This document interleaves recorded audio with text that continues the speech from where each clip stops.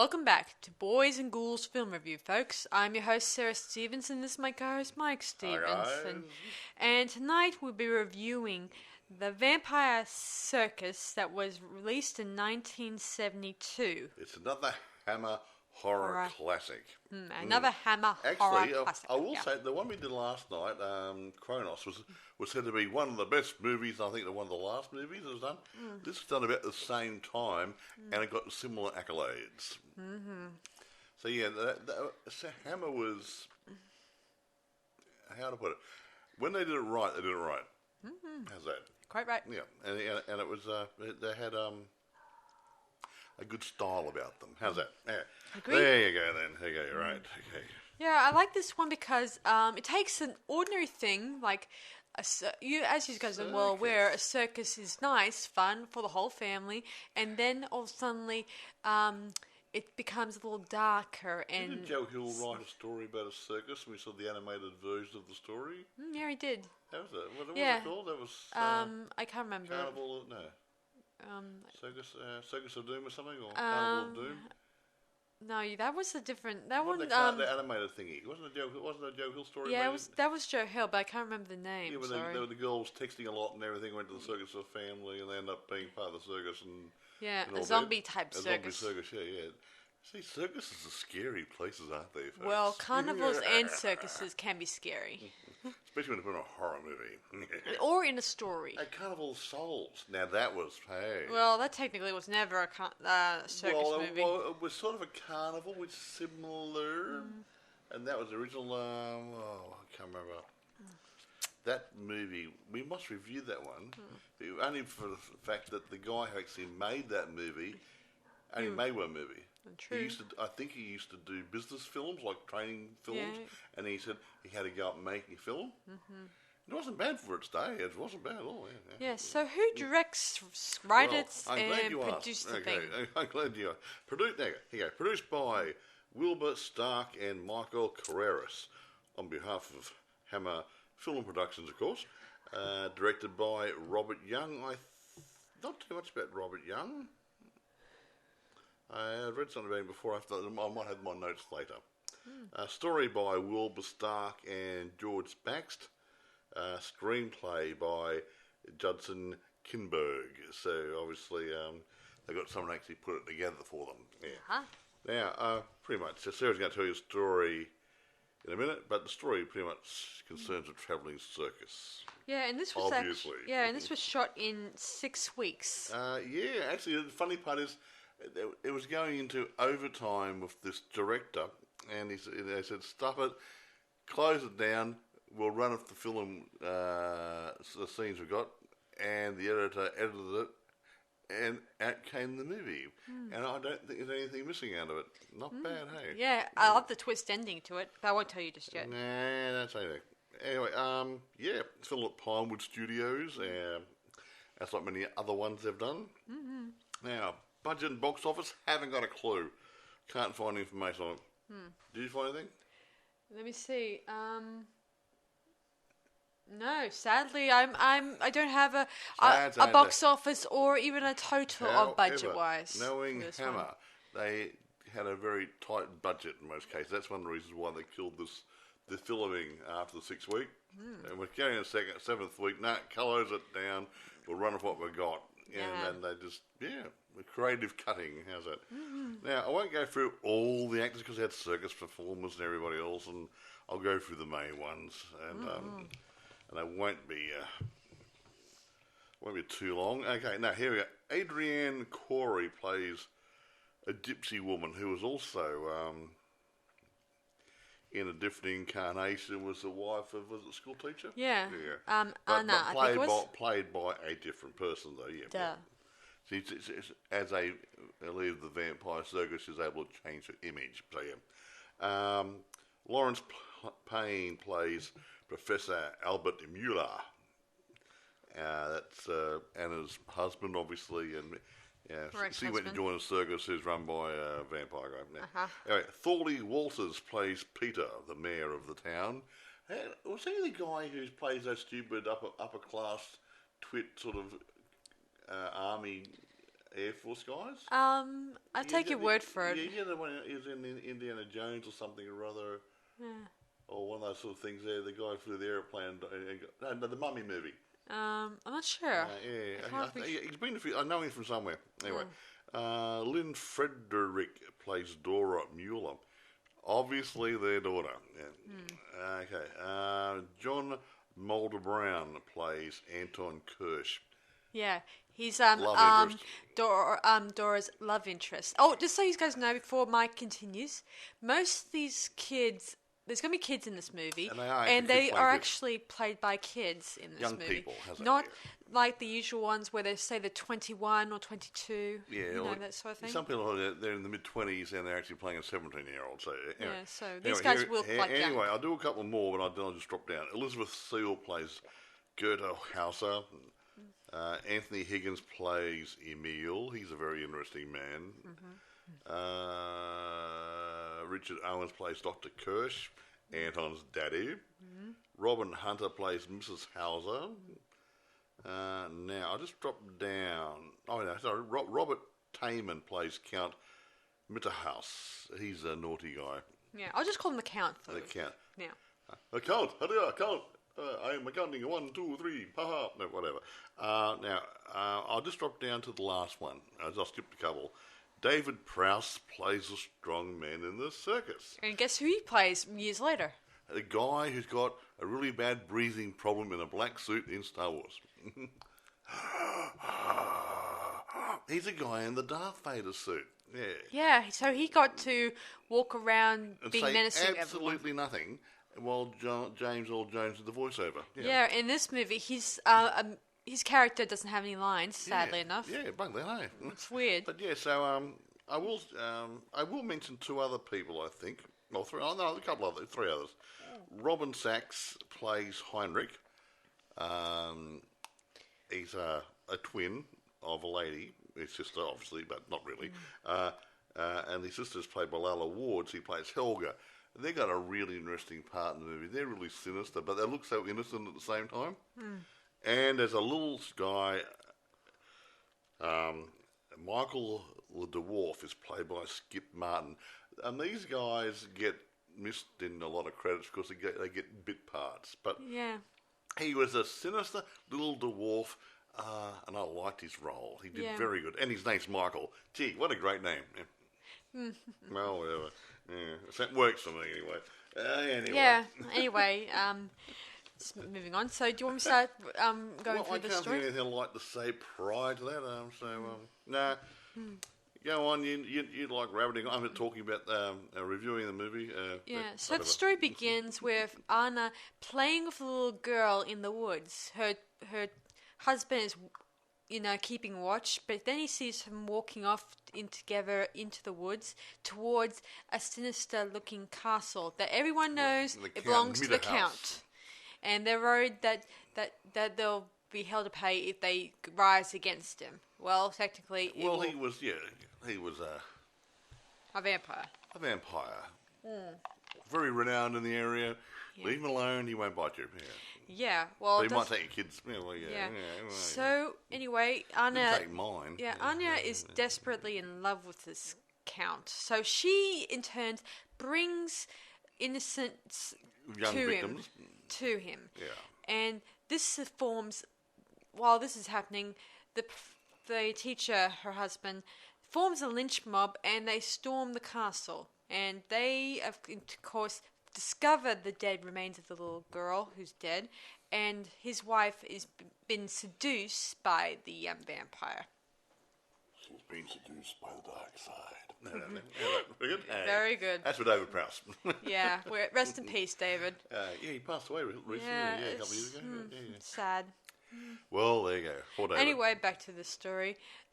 So they staked the vampire, and the vampire ends up going into the crypt. And, well, not really.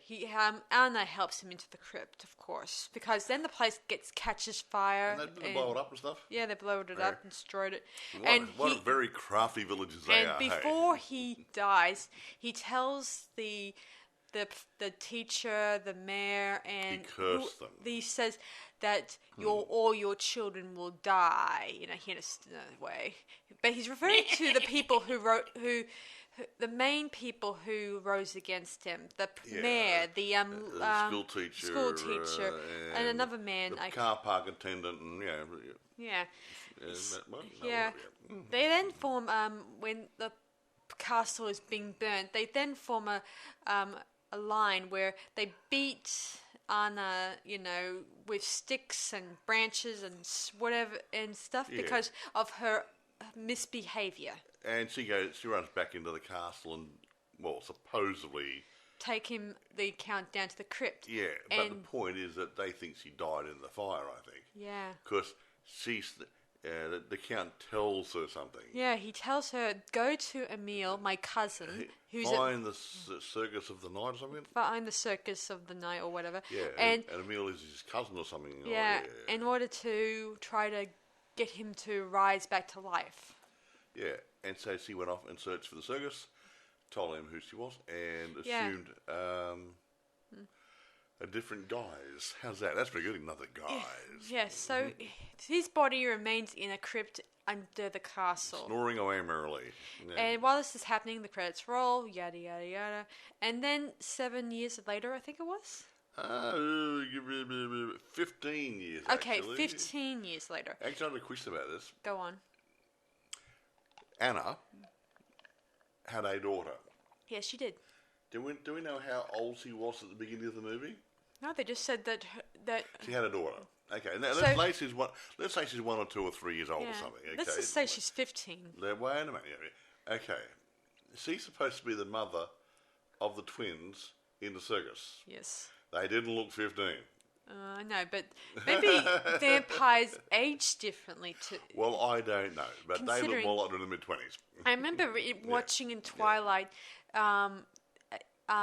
Bella's daughter grew really rapidly fast. Okay, and enough. By the time she reached her maturity, she was already in her 20s. Maybe I'm wrong, but, it just seems strange to me that these kids of hers look old. I mean, she only disappeared 15 years ago, and she had sex with somebody, either the Count or his cousin or something, rather than some kiddies. And anyway, back to the story. Well, I'm just wondering about the age factor. Now it's been 15 years later, and the town is facing quarantine because of like a plague. A plague of sorts. I'm not so sure it's a black... I don't think it's a black death because they got some medication brought to them by a doctor. So. Yeah, and their complete town is quarantined off, meaning they even have borders that are guarded by soldiers that will prevent local villages. Yeah, preventing anyone from entering or leaving the town. They didn't want the germs, bugs, virus, whatever it is, getting out there, so that no one leaves the town. Yeah. Of course, the doctor, the local doctor, he suggests that this plague isn't a result of a curse. It's mostly the fact that there might be a bat's nest spreading a sickness around. Exactly. They bats do spread some sort of disease, and for the life of me, I can't remember what it is. Bad stuff. Yeah. Yeah, considering that animals are the most likely thing that could spread this bad sort of hygiene of working with animals, bats, whatever. Yeah. So anyway, it was up to him to decide that he must go to the capital city, wherever he went to. In order to go to the government and plead with their town and mostly get some help and maybe get some proper cures to help the town. Yeah.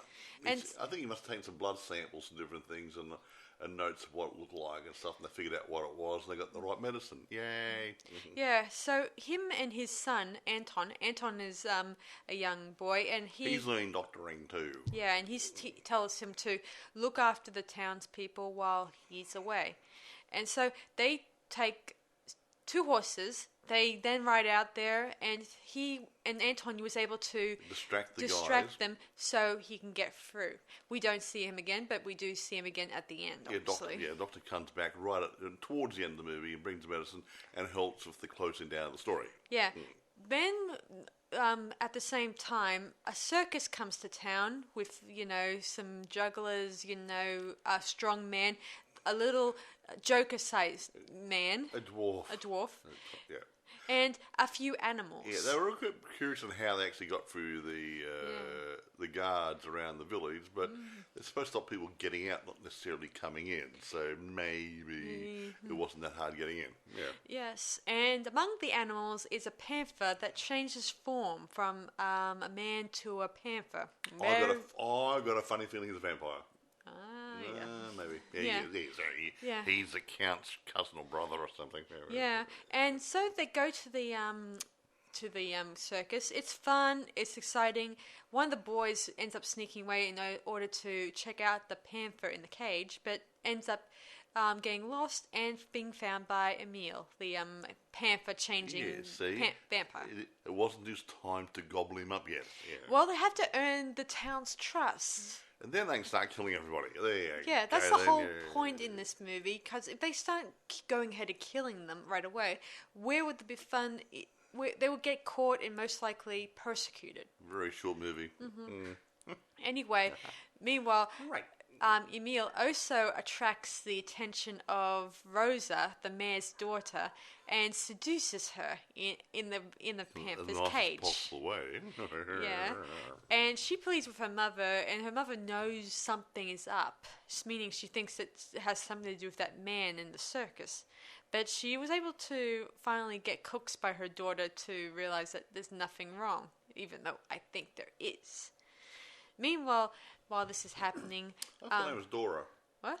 He called her Rosa. Rosa. That's the mayor's daughter. Is it? No. Dora is the the other one, teacher's That's daughter. Right. My mistake. Carry on. I should mention, she's not in this at the moment in the scene. That's right. She's the girl that comes in later. Yeah. Sorry, my mistake. See, Dora is in the capital. I don't know how this happened. Maybe she was sent to relatives up there. Yeah, when the first onset of the pestilence in their town. Yeah, so she's protected up there. But this doesn't last very long. She then eventually eludes the gunman and was able to travel back through into the town.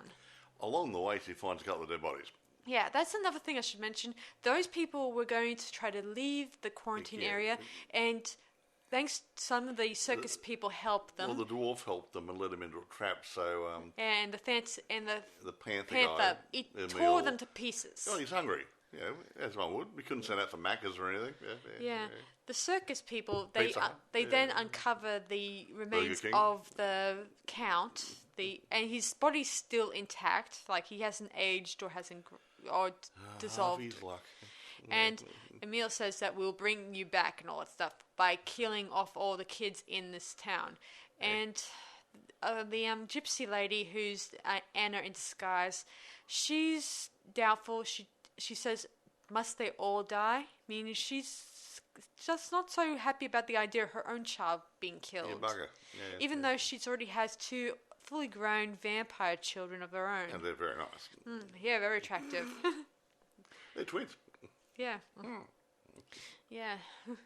Yeah, so another night during the circus is out and about, they then enter the Hall of Mirrors, and this mirror place is got those funny mirrors. Yeah, the sort of mirrors make you look long and skinny and warped and stuff. Yeah. But there's a plain mirror right at the end. Yeah, this mirror makes you see something a little bit more darker. Yeah. And it kind of scares the mayor into insanity. Well, no, I think he doesn't have a stroke, but he does something. He's a quivering jelly on the ground going, oh, I saw something. Yeah. Really weird. His brain couldn't cope because he saw the dead vampire guy in the mirror. Mm-hmm. Creepy. And scared the crap out of him. Oh, yes. Anyway, Anton continues defending the circus, saying that there's nothing wrong with them, and thinks that's the only thing that's clowning around. It's the only thing that's keeping the humans, the townspeople, not freaking out about dying. Exactly. You need to take your mind off dying by thinking about dying. Whatever. Mm-hmm. anyway, Whatever. the next people who are on the chopping block are the two boys of one of the local. I'm not sure what's his name. He was just one of the guys. Yeah, just one of the villagers. Yeah. One of the village people. Yeah, and they go into the Hall of Mirrors, and there they meet the two vampire twins in the mirror. They seduce them into coming into the mirror, Yeah. which actually is a portal to the cave or the crypt underneath the castle where ye old Count is having a kip. Yeah, he's having a bit of sleep underneath the ruins there. Yeah. Both boys get drained, and the blood is poured onto the Count's body. He liked that. Yeah, so the next person who's on the chopping block are Rosa and Dora. Anton, no, he's not part of this arrangement, technically, because his dad was not involved in the lynch mob years before, no, 15 he's years okay. ago. So, anyway, I guess he was probably doing doctoring in another town at the time. Whatever. Exactly right, maybe. Anyway, back to the story. Oh, mate, no, didn't they say he wasn't there? Yeah, he says he wasn't there. So he might have actually moved to the town when the after it happened, yeah, or something rather. that could be it. Yeah, maybe. Yeah, just might. Might Because he was I not. didn't actually say. Yeah, I don't think. because he wasn't there when the vampire thing, and didn't probably believe it And enough. didn't believe the stories. Who would? Not in this day and age. This is whatever. Yeah. 1876 or something rather. Yeah. Anyway, Rosa's mother confides to Anton and tells him about how Rosa was not at her inner room and has been hanging out with the Emil, the half man, half panther the guy. guy from the circus. Yeah. And she thinks that they've been doing it. Mm-hmm.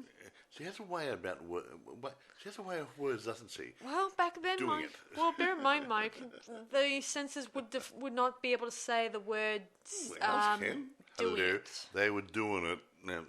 They never use the word sex or any kind of word, to be honest. They think it probably offends the audience.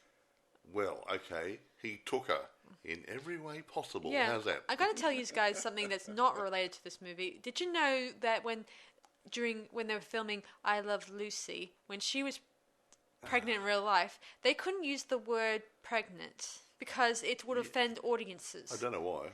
Beats me. Had to say she was with child or something or other. Yeah. Or expecting a pleasant surprise or something. Yeah, with some cliche sort of weird words. Yeah, it doesn't make sense to me either. It's 50 to 60 years ago. Yeah. They even labelled the episode an Italian title that means pregnant in another language. An Italian title in another language. Yeah. Don't you mean in Italian? Yeah, Italian. I don't know. It's Bambino or something or other. Yeah, some of that. Okay, I'll take your word for it. Anyway, back to the story. Soon enough, the next person, they start suspecting the circus, and the mayor and his colleagues decide to kill the creatures and anyone who may be linked to this whole thing. So they shoot a few of the animals, the tiger, they try to shoot... They shot the monkey. Now, who would shoot a poor, harmless monkey? I don't know. That's a bit rude. He didn't do anything wrong. They were about to shoot the panther, but unfortunately he disappeared, didn't he? Yeah, and then he reappears, and they were not able to shoot him. Well, he had power over them. His hypnotic power or something or other. And somehow the mayor develops a heart attack and slowly dies. Yeah. Never mind. And then he takes... Cannon fodder, yeah. Amelia then takes Rosa into the crypt, and she doesn't realise the danger she's in. I don't know. Maybe she's under his power, influence, whatever. And he then bites her, and then... her body is draped over the coffin. Slurp, yeah. And her body was draped inside the Count's coffin, and the blood drips in it. And now the last person whose remains is Dora. And Anton's in love with her, just so you know. They're love interests. That's interesting. Yeah. What? He was cute. Well, she's cute, and he's not bad looking, too. You said something about the kids, and I'm trying to figure out what age they actually were, whether I was 15, 16, 17, about that age. But yeah, very, very attractive girls he was. Yeah, well, and he was a good-looking man. Yeah, young man. Yeah. Anyway, during they're while they're at the circus, later on, I should say, the twin vampires lure Dora and Anton into the Hall of Mirrors, and Anton, of course, kind of briefly wakes up from this trance and was able to watch Dora head inside the mirror. At first, he tries to bang on it, try to figure out how to get in. He tries to search the rest of the circus. And the twin vampires try to approach Dora, but luckily enough, she has a crucifix around her neck. Oh, and they threw her out of the mirror, didn't they? Or she stumbled out, and she faints. I pushed her out somewhere. She fell out of the mirror almost. Yeah. That was good. Hey. Yeah. Then Anton finds her body, finds her, and they quickly head back to her dad's place, where he's also is more of a lodging house for his pupils. He's a teacher, as I mentioned. Yeah, it's like a boarding house for students. Yeah, yeah. Boarders. Yeah. While this is happening, Anton's dad's returned with medication and soldiers, so they can be able to conquer the diseases in town, exactly. And which is great. And he also tells the people at the capital, we also have a second disease, the vampires.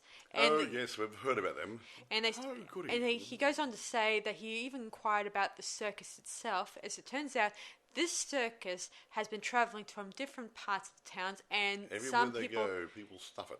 Yeah, they exactly. die. Mm-hmm. Yeah, and they've been staying for almost an entire week. Yeah, normally they stay for a day or two and leave.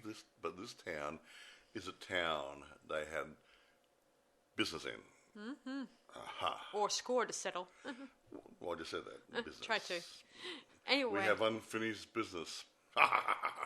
Yes. Oh, I scared myself. Yeah. So Anton and Dora, they stayed in there inside the lounge room in the whatever in the teacher's house, and she tries to work out what she remembers.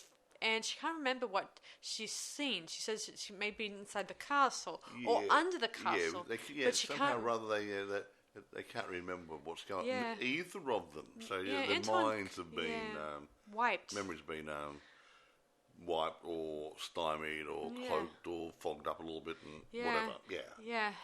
So Emil decides to head inside, and he decides to transform himself into the panther and heads up into the students' room and starts attacking the students. He did.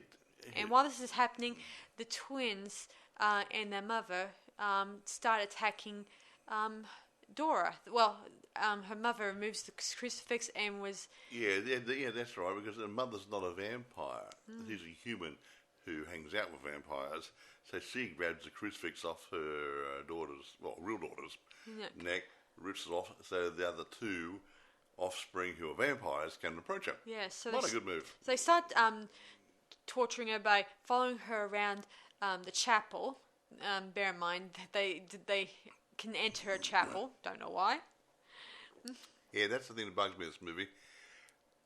In the early part, there's a vampire in a chapel. Or was that in the other movie? Yes, in that one too. Yeah. Vampires, as far as I'm aware, vampire law, they cannot come into a building without being invited. And secondly, they can't go on hallowed ground. Yeah, they can't walk into a church. I do it unless it's been what's the word? Unblessed, whatever there's a word for it. Unconsecrated. Yeah.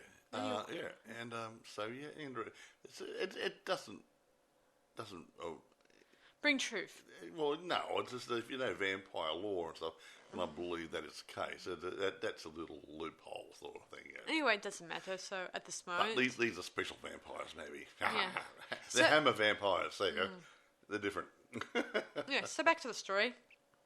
Emil heads up to the students' rooms and starts slaughtering them. Anton tries to break in and try to find out what's causing the students from getting screaming and yelling and all that stuff. We're having a pillow fight. And Dora is chased by the twin vampires in the chapel. She eventually heads to onto some scaffolding up on top of the chapel. That's not scaffolding. It's there's a beam. Yeah, above the altar area. A beam. Yeah.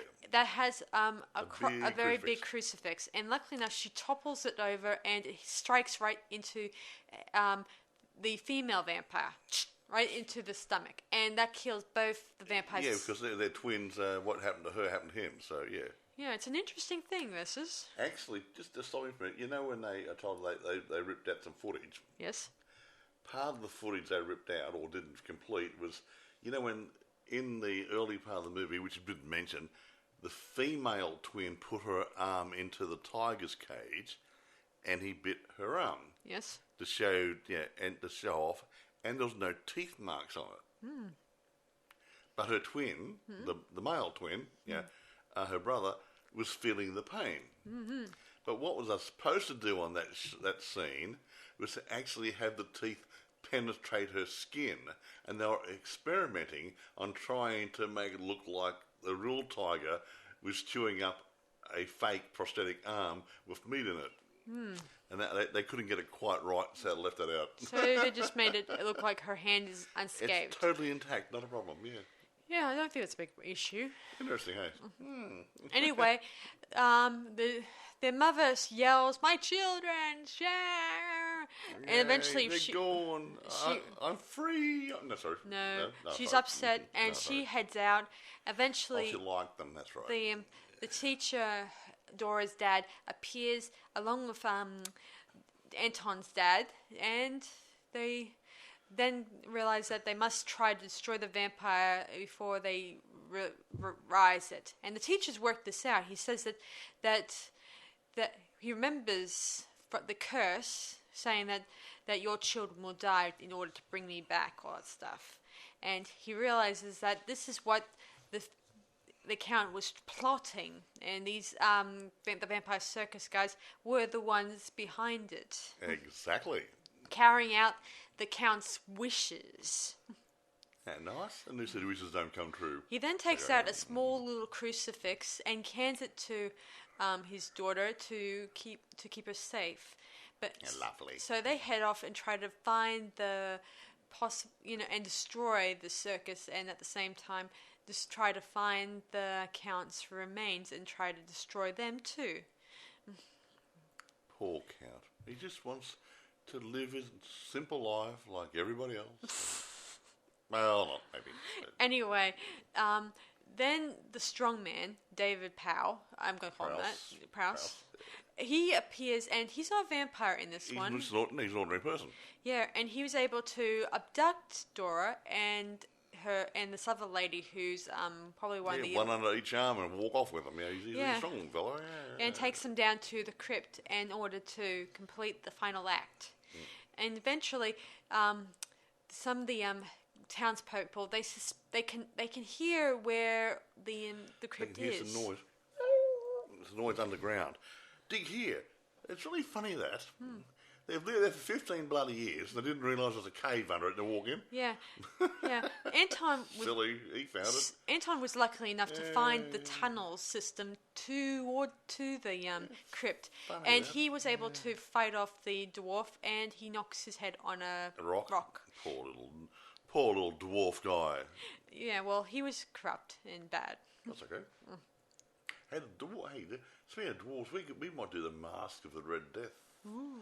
That's a Roger Corman one with Vincent Price. Anyway, back to the story. Right. I like dwarves. Anyway, back to the story. And so Anton heads inside the cave. I mean the crypt, and we watch as Dora's face is close to the vampire's coffin, and Emil is about to lower his lips down and bite into her neck. Chew. But luckily enough, her mother committing a good sacrifice. Yes, he had a change of heart. Yeah. Didn't want a daughter to be sacrificed. So she pushes her aside, and Emil bites into her mother's neck, and she dies there, and her face transforms back to her normal self. What she normally looks like, yeah, which is the original Anna, which is played by the other lady. Yes. She only a bit part, didn't she? Mm-hmm. Lying on the ground. Agreed. Yeah. Yeah, the strongman, I should mention, he was killed by the townspeople, I think. He was... They shot him, didn't they? Yeah, they shot him. Yeah, whatever. And killed him that way. Yeah, they'd do it. And I think they overdid it. Yeah. They shot back in those days, back in the 1800s. They shot him with probably something like a musket ball or something or other, but it blew a hole out of his back the size of a dinner plate almost. I think they overdid it. Yeah, but they're probably practicing new technology. Oh, yeah, new arms. Anyway, Anton arrives and they tries to fight off Emil, but with little or no success. No, he is strong, yeah. And eventually, some of the townspeople, they try to help out as best they can. One of the men gets killed by Emil, but luckily enough, the father or the teacher was able to take out the stake from the count's chest and stab it into Emil's chest. He didn't like that. I'll tell you right now. He dies and all that stuff. Rather a prolonged death scene. It could have been a bit shorter. Yeah. He did overdo it a bit. The teacher also dies, and in this next scene we see that the Count starts to rise, and he starts pursuing Anton and Dora. Yeah. And fortunately enough, they use Anton was carrying a crossbow. Yeah. And he held up like a cross, so the Count started to cower and lose a bit of power, and Anton quickly dropped the crossbow over his head, having his head caught inside the bow, and then he set the trigger off on the crossbow, which sent the cord straight through his neck and took his head off. Yeah. What a good move. Who would have thought of that? Anton's dad wakes up. He was out cold for a bit, and he was able to help the children out of the crypt. And then the townspeople then burn the crypt and the rest of the dead bodies. Yeah, didn't want to go back in there and pick them up, so he has to burn them. Yeah, okay. And as the crypt is burning, we watch as Anton and Dora watch a bat circulating above. Well, it flew out of the tomb. Yeah. So we don't know if it was one of the vampires or a real bat. Are we going for a sequel? We'll never know because Hammer Studios closed down shortly thereafter. No. What? Hey, Captain Kronos could have come along and continued his adventures and okay, whatever. No, okay, whatever. Anyway, that is the movie and sort of some of the bits of the story I remember of. Fade to black. There you go. Yeah, now, or not really fade to black. They just usually go to credits. They usually just do a credits over a layer of a landscape, whatever. Yeah, the end. Go home. Okay. Okay, couple little things. Production. George Baxt, one of the writer guys, said that Hammer paid him £1,000 for his contribution to the writing. He said his only contribution was the name. He didn't do anything else. He still got paid it. That's probably one of the reasons why Hammer Productions went out of business. They weren't very good at the money. So, production began on 9th of August 71. They did, I think, about 6 or 7 week shoot. And they closed down the shooting because it was going into overrun. Didn't want to spend too much money. And whatever film footage they had made the end movie, which I must admit, there's no obvious omissions apart from that bit of it chewing the arm off, which no one knew about until I told him about it. The actor who David, he also played a Frankenstein monster in The House of Frankenstein that was in 1970, and another one called Frankenstein and the Monster from Hell. That was in 1974. And he was the monster from Hell, was he? Dressed up in suit? Yeah, I guess so. An accountant or a lawyer or something? A lawyer, probably. They're monsters from hell sometimes, aren't they, guys? You know what I'm talking about. Yeah. Now, here you go. Robert Young, the director. The first-time director, Robert Young, was unfamiliar with Hammer's tight production schedules. Oh. And at one point used up to 500 feet of film stock while trying to get a tiger to sink its teeth into a fake human arm stuffed with pork. It finally bit after beef was substituted. The tiger didn't like pork. But obviously they didn't get it in the can properly, so they didn't use it. Oh well, what can you do? At least it looked okay from it looked great. Yeah, really good.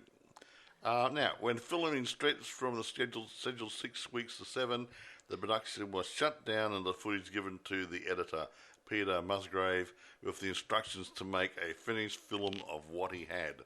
And I don't think they missed anything, so it could have been just padding maybe they missed out on.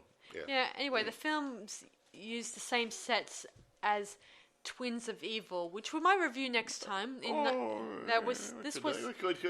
surprise you with another hammer. That movie was done in 1971, a year before this. Yeah, before this one was released. Could be the same village and stuff. Some of the buildings and stuff. Yeah. Well, it's possible. Now, I won't do too much of the reception because it's all over the shop. But basically, Rotten Tomatoes gave it a rating of 80% approval. There. No. Some of the other guys were saying things like one of the studio's more stylish and intelligent projects. Somebody else said something like fairly positive review, calling the film a true chiller with lots of real-looking teeth, believable gore, and save for the very lurid ending, not for the kiddies, a lot of pace, a certain sense of subtlety, and a definite consistent style. Some of the other people didn't like it because they don't like that sort of movie. No, it's just that happens, which is a bit of a problem. I've said before over the past couple of years that a reviewer should try to be unbiased. If you do not like horror movies or slasher movies, whatever, and you have to review it, still have to look at it objectively and say, okay, filming was good, the acting was good, the storyline wasn't too bad, special effects were good, and comment on that aspect of it. Not the fact I don't like slasher movies or whatever. So I don't like girly flicks.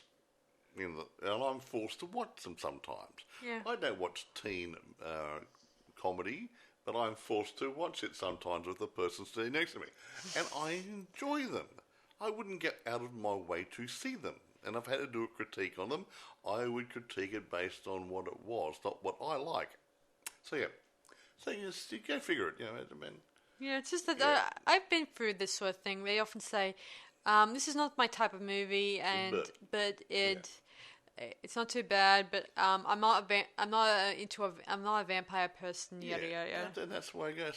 So some of these guys really haven't got a clue. Yeah, but they get paid good money to do the reviews. I did enjoy the fact in this one, the vampires were able to, come out in the daytime here and there sometimes. It was pretty cool. Some of them did. Yeah, some of them did.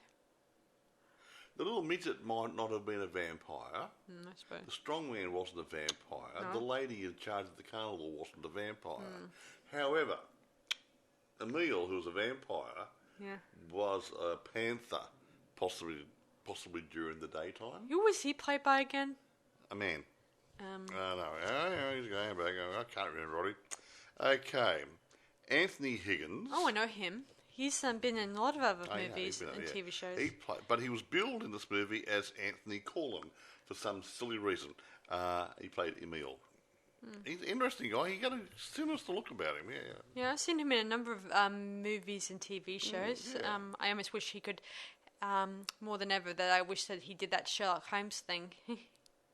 He has an interesting, mysterious look about him, even if when he's not doing his vampire bit. Yeah, see, when he did a modern day Sherlock Holmes, not like the one that you're maybe familiar with, Benedict Cumberbatch. Yeah, this one's a different one where Sherlock Holmes is frozen in what do you call it? Cryogenics.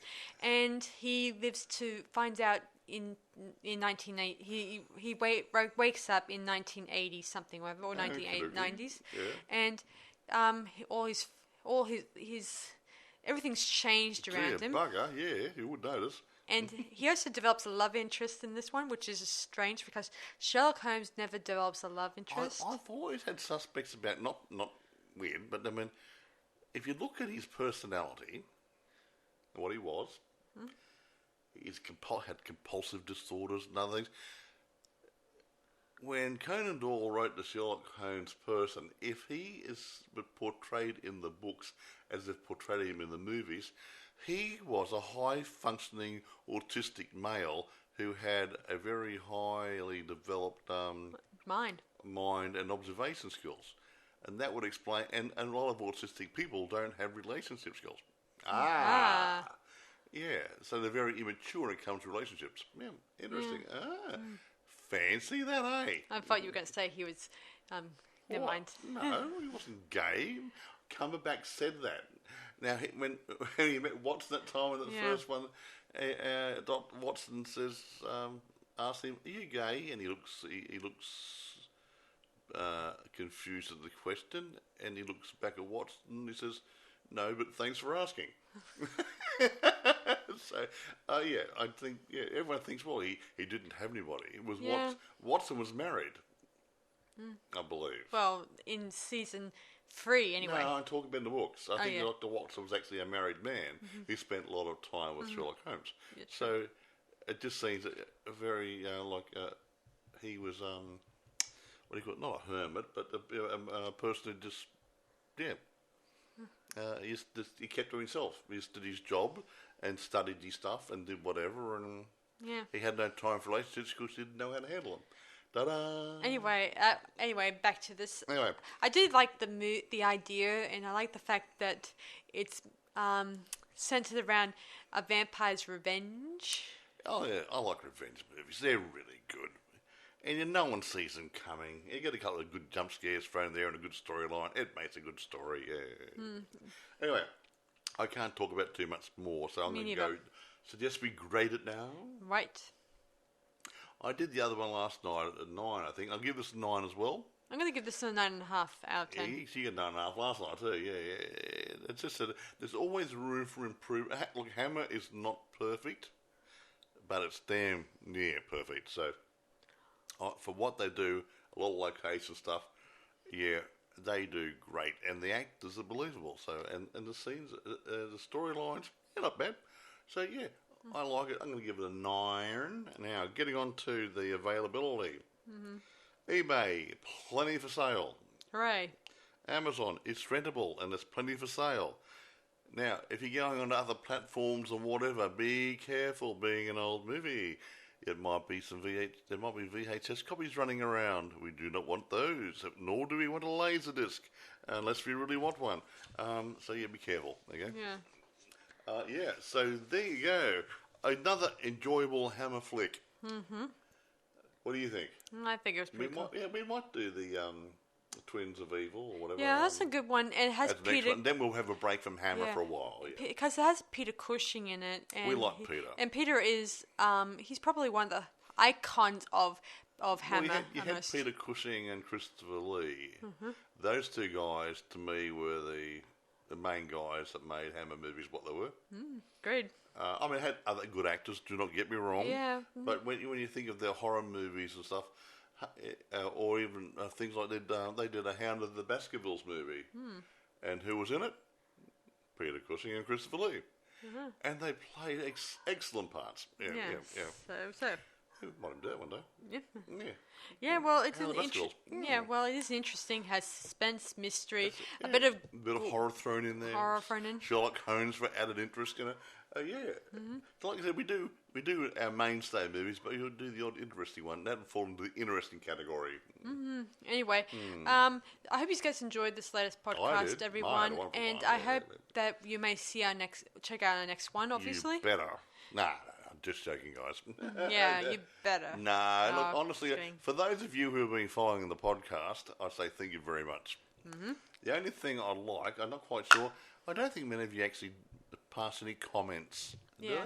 Did you get many comments? Not too many, sadly. Yeah, please come back and say, hey, you really enjoyed it, or you thought it was a load of crap, or you want to add something to it that we didn't know. Whatever. It'd be really nice to hear from you. And no pornography, guys. Otherwise, I'll delete that. Pornography?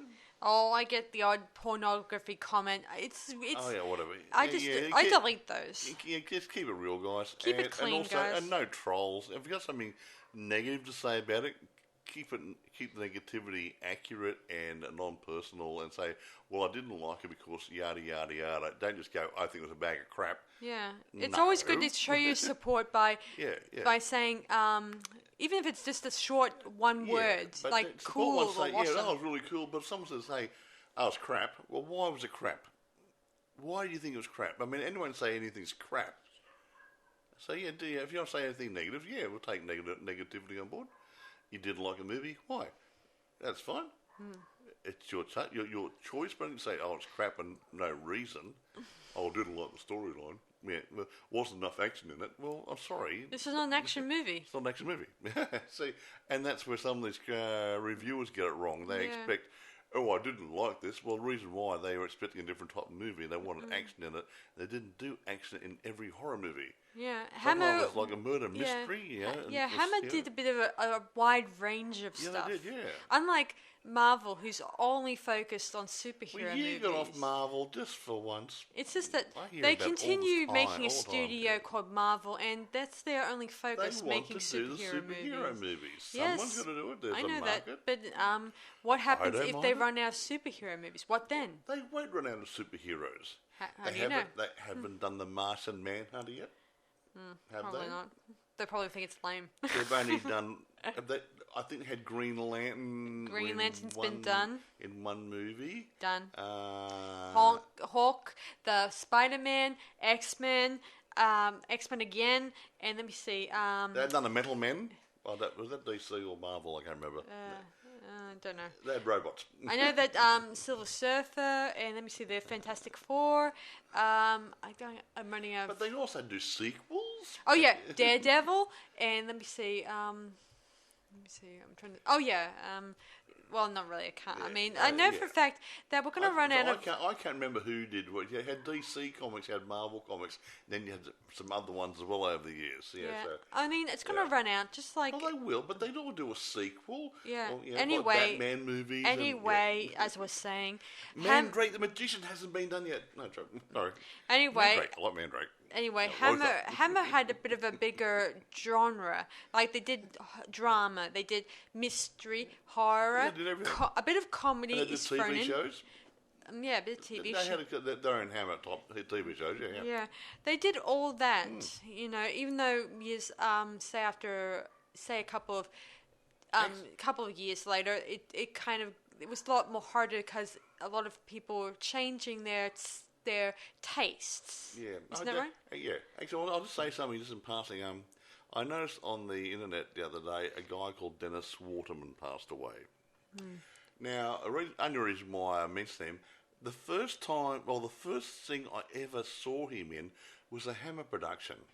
He had it was a series of short TV program type episodes like. He was also in Dracula, obviously. No, he wasn't. Yes, he was. He was in one of the Dracula with Christopher Lee. Yeah, I'm talking about a TV show where I saw him in one of his youngest ones. Yes, and he was younger in that too. Yeah, I was just going back to one of the TV programs they did, and he played a role. One of the first roles I saw him in was in a Hammer production. So he must have done that, and maybe a movie or two for Hammer as well. But he started off in Hammer, then he went on to doing TV, and he was in The Minder. He played Jerry in The Minder, and what was his name? That's New Tricks. Well, he had the same name, I think. What was his name in The Minder? Whatever. He played the offsider in The Minder, and he played Jerry in New Tricks. He's been around. He's had him passed away a couple of days ago. Yeah, sad about that. Or the other week, Yeah, poor man. Yeah, but he's well remembered. I think he started off in Hammer. Yeah, he's well remembered, and I'm sure that people will continue remembering him for his previous roles he did. It's a bit sad, but yeah.